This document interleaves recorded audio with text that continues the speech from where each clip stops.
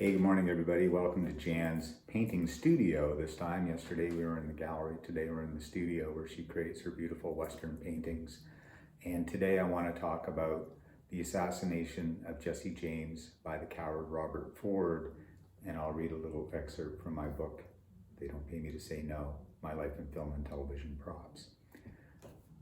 I've been lucky working on the Westerns Unforgiven and then Open Range, and finally the assassination of Jesse James by the coward Robert Ford. All the films had masters in their fields in them. And for me, working with Roger Deakins was really a career highlight. When I first was contacted about doing Jesse James and heard Roger Deakins was shooting it, I had to be on the film just because I was such a huge fan of his work. And he did not disappoint. Working with him was a dream.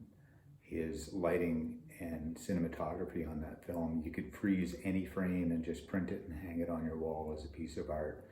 Truly a beautiful, beautiful film. I'm going to read a little excerpt I wrote about the train robbery sequence. Cinephiles who've seen Jesse James called the lighting sequence that Roger Deakins created as the train approaches for the train robbery in the film one of the greatest of all times.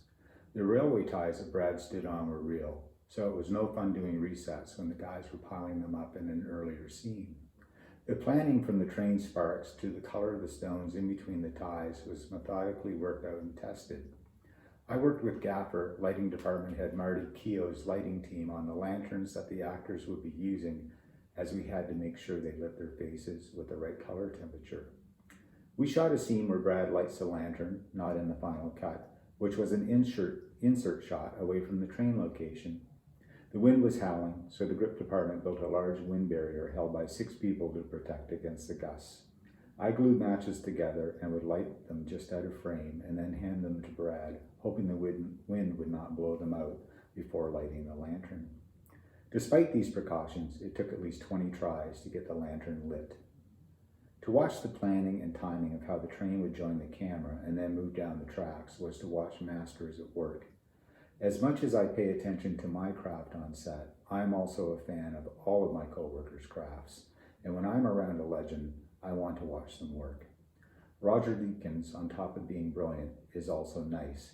He traveled with dolly grip Bruce Ham and focus puller Andy Harris, who were both very talented. Any chance I had, I watched Roger and his team work.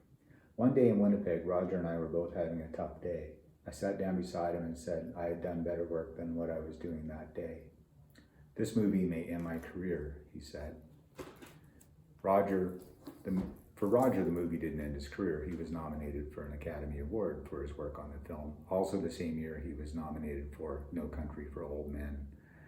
Roger, and watching the career trajectory for him, has been phenomenal. And anybody who ran into him today would get the same humble, nice Roger that they may have worked with 15, 20 years ago.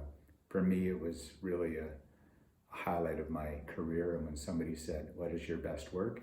That's easy. The Assassination of Jesse James by the coward Robert Ford.